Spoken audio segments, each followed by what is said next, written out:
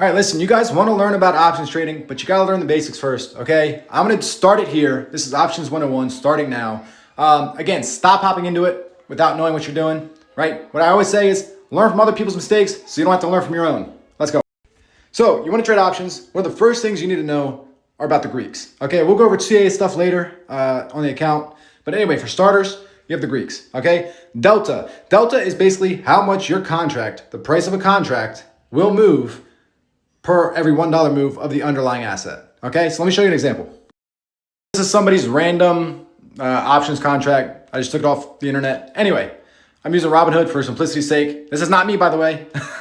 Anyway, so you have a contract price down here. I can't even put my finger over there. I fucked this up.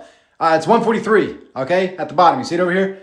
Anyway, so if your delta is 0.20, and let's say Apple right now is 315. If Apple were to move down to 314, this contract price would go to $123 basically, right? Because it's losing 0.20 for every dollar it moves down, and it will gain 0.20 for every dollar it moves up, okay? And then we have gamma. Gamma is basically how much the delta will move for every $1 move of the underlying stock's price, okay?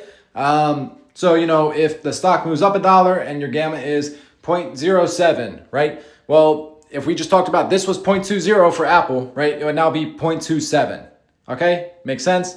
Anyway, I should also mention that gamma is extremely relevant to how close your option is to being at the money or out of the money or in the money, right? The farther in the money you are, again, gamma will change the most when you're getting closer to the money.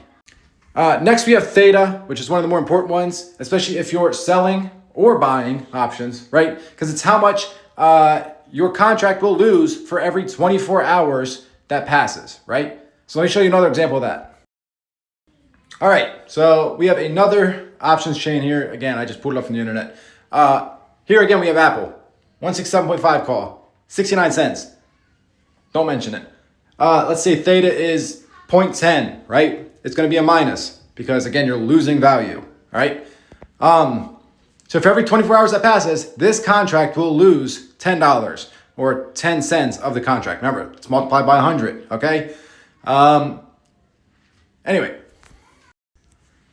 So again, every 5 minutes that passes, you'll technically be losing money, right? And this is why when we're selling options, we're selling to somebody else, we will be gaining money. Again, I'll break all that down in a later video. Again, I'm just gonna cover these three for today. So I'll cover the rest in another video. Follow. Also, again, read the description. You want more information. I help you out for free. Yeah, follow for more information.